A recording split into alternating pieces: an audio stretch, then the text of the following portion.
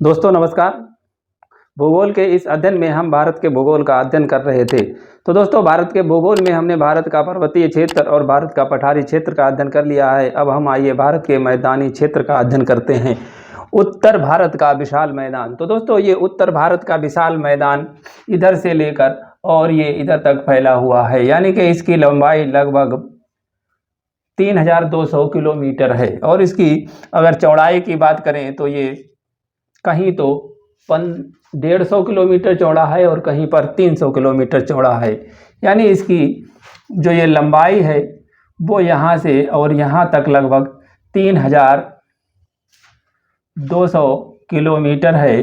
वहीं इसकी जो चौड़ाई है तो ये कहीं अधिक है और कहीं कम है, तो ये कहीं तो 150 किलोमीटर है और कहीं पर ये 300 किलोमीटर तक है।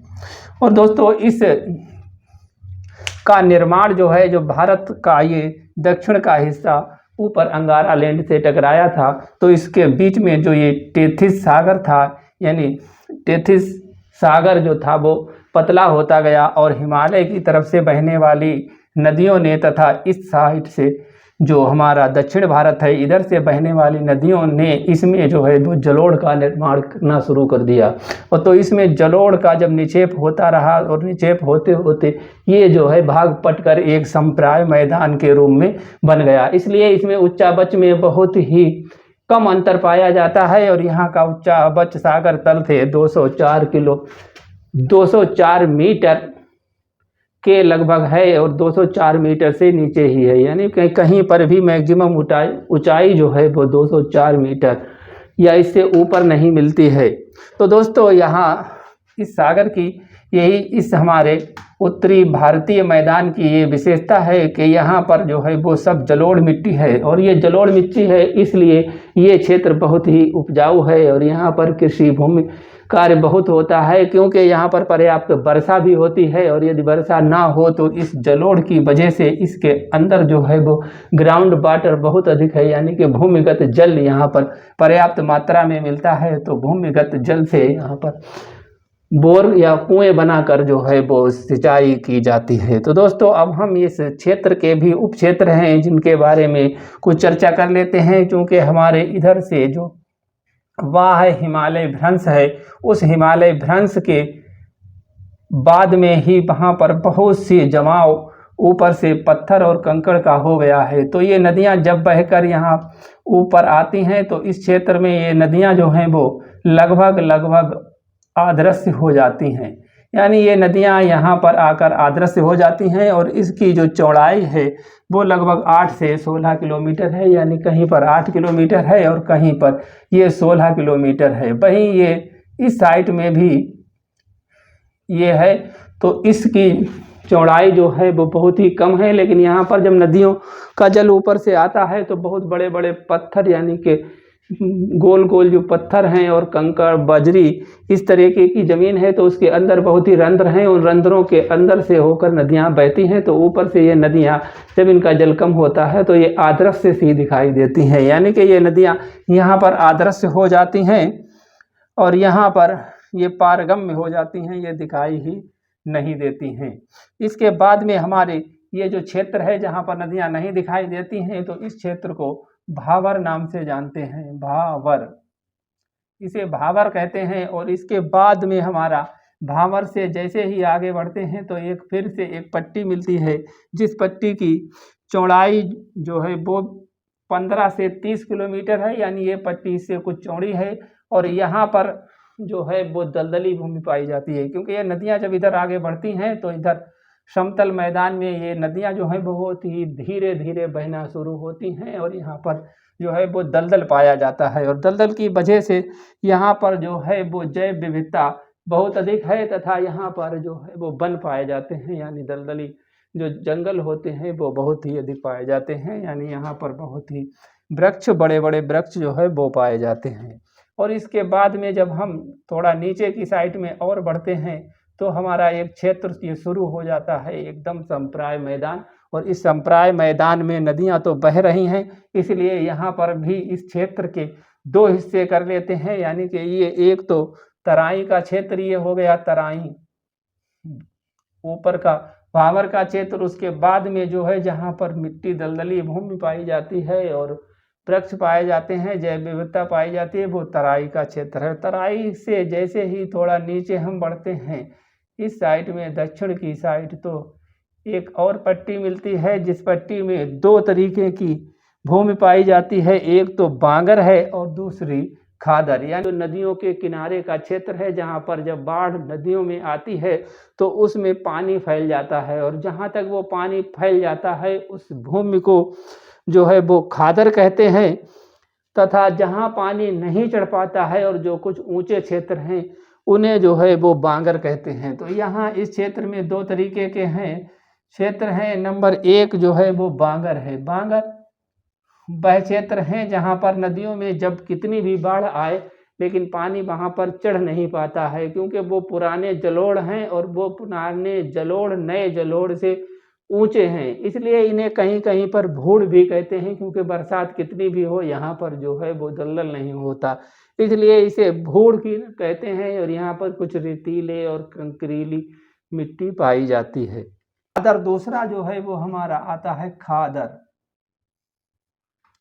खादर क्षेत्र, और खादर क्षेत्र ये वो क्षेत्र हैं जो कि नदियों के द्वारा जब नदियों में पानी बढ़ता है और बरसात का मौसम होता है तो ये खादर जहाँ तक होता है वहाँ तक पानी भर जाता है, और ये प्रतिवर्ष ऐसा ही होता रहता है, क्योंकि खादर भूमि में जब पानी भर जाता है तो वो खादर भूमि में प्रतिवर्ष नई जलोढ़ मिट्टी जो है वो बिछ जाती है। तो ये खादर भूमि जो है वो कृषि के लिए उपयोगी है, लेकिन इसमें जो बरसाती मौसम की कृषि यानी बरसाती मौसम की जो फसलें हैं वो नहीं हो पाती हैं। वहीं बांगर में जो है पूरे साल फसल होती रहती है, क्योंकि यहाँ पर कुछ सिंचाई की व्यवस्था करनी पड़ती है और उस सिंचाई से इसमें जो है पूरे साल में फसलें 2-3 फसलें तक हो जाती हैं। तो इस तरह से हमारा यह क्षेत्र जो है वो फैला हुआ है, और इस क्षेत्र में बहुत ही नदियां हैं, यानी कि यहाँ पर आप किधर भी चलेंगे, जब पूरा पश्चिम में कहीं पर चलें तो आप कहीं भी 50 किलोमीटर तक ऐसे नहीं जा सकते हैं कि जहाँ पर कोई नदी ना पड़े, यानी कि बहुत ही पास पास में नदियाँ हैं। लेकिन यहाँ पर कुछ मुख्य नदियाँ हैं तो वो है हमारी इधर यमुना, गंगा, शारदा और गोमती, घाघरा, कोसी। तो ये नदियाँ हमारी मुख्य नदियाँ हैं। वहीं इधर पठारी क्षेत्र से बहने वाली भी नदियां हैं, जो चंबल है, और चंबल की सहायक नदी है सिंधु, काली, पार्वती, बनास और केन बेतवा और सोन नदी। ये जो हैं वो इधर दक्षिण से आकर और गंगा नदी में मिलती हैं। यहाँ की मुख्य जो नदी है वो गंगा नदी है। और इस साइड में जो है वो डेल्टाई क्षेत्र भी पाया जाता है, जहाँ पर भी दलदली भूमि है, और उस डेल्टाई भूमि को भी खादर भूमि के नाम से ही जानते हैं। तो दोस्तों, और इसके बाद में इधर जो इस मैदान है अधिकतर यहाँ पर दोआब ही पाए जाते हैं, क्योंकि यहाँ गंगा यमुना का दोआब, फिर शारदा और यमुना का दोआब, गोमती गंगा का दोआब और घाघरा गोमती का दोआब, यानी कि लगभग ये सारी भूमि दोआब की ही भूमि है। वहीं ये इस जगह साइड में जो पाकिस्तान में भूमि है इधर भी दोआब ही पाए जाते हैं, और यहाँ पर सिंधु सागर दोआब यानी सिंधु नदी और झेलम नदी के सिंधु और झेलम जो नदी है इसके मध्य जो हमारा दोआब है उसे सिंधु सागर दोआब के नाम से जानते हैं, सिंधु सागर दोआब। वहीं झेलम और चिनाव के बीच जो ये दोआब है ये चिनाव नदी है, तो चिनाव के मध्य का जो दोआब है इस दोआब को छाछ दोआब के नाम से जानते हैं, छाछ दोआब। वहीं चिनाव और रावी के मध्य में ये भी एक दोआब है, तो चिनाव और रावी के मध्य को दोआब को रेचना दोआब के नाम से जानते हैं, रेचना दोआब। वहीं रावी और ब्यास यहाँ पर एक नदी बहती है, तो रावी और ब्यास नदी के मध्य के जो दोआब है उसे बारी दोआब के नाम से जानते हैं, बारी दोआब। और ब्यास और सतलज के मध्य भी एक दोआब है जिसे कि बिस्त दोआब के नाम से जानते हैं, बिस्त दोआब। वहीं दोस्तों यहाँ पर एक घंगर नदी बहती है जो कि सतलज की ही पुरानी धार मानी जाती है, यानी कभी सतलज यहाँ से बहत रही थी और सतलज कटाव करके उस साइड में पहुँच गई है, तो ये नदी को घांगर नदी कहते हैं। और इसी क्षेत्र में एक नदी और बहती थी जो कि सरस्वती थी, और वो सरस्वती जो है वो विलुप्त हो चुकी है, इसलिए सरस्वती का अस्तित्व ही नहीं मिलता है। वहीं ये सतलज और सरस्वती का भी एक दोआब था जो कि आजकल विलुप्त हो गया है। तो ये इस क्षेत्र का जो भाग है वो रेगिस्तानी भाग हो गया है, इसलिए यहाँ पर जो सरस्वती नदी थी वो नदी विलुप्त हो चुकी है। तो दोस्तों ये जो हमारा नदियों का ही एक बहुत बड़ा क्षेत्र है जिसे उत्तर का विशाल मैदान कहते हैं, और ये मैदान नदियों द्वारा लाई हुई मिट्टी से ही बना है, इसलिए ये जलोढ़ मैदान है। और इस जलोढ़ मैदान में जो नदियों ने निक्षेप कर दिया है, तो इस निक्षेप की मोटाई लगभग जो है वो 2 किलोमीटर है, यानी ये 2 किलोमीटर तक औसत इसकी मोटाई है, और कहीं कहीं पर तो इसकी मोटाई और भी बहुत अधिक है, यानी कि ये अम्बाला के पास में जो है वो सबसे ज़्यादा निक्षेप मिलता है। यहाँ पर निक्षेप लगभग जो है वो 10 किलोमीटर उससे एबव भी है, और ये अम्बाला जो है वहीं पर अम्बाला से ही एक डिवाइडेशन है जो कि यहाँ बहुत अधिक निक्षेप है, इसलिए इस साइड में जो नदियाँ हैं वो इधर अरब सागर में जाकर गिरती हैं, और अम्बाला से इधर की नदियाँ जितनी भी हैं वो हमारी बंगाल की खाड़ी में आकर गिरती हैं। तो दोस्तों ये हमारा कुछ उत्तर के विशाल मैदान के बारे में ज्ञान हुआ, और दोस्तों शीघ्र ही हम मिलते हैं और नए टॉपिक के साथ। तब तक के लिए आप हमारे चैनल से जुड़े रहने के लिए चैनल को सब्सक्राइब करें, और वीडियो अच्छा लगा हो तो वीडियो को लाइक करें।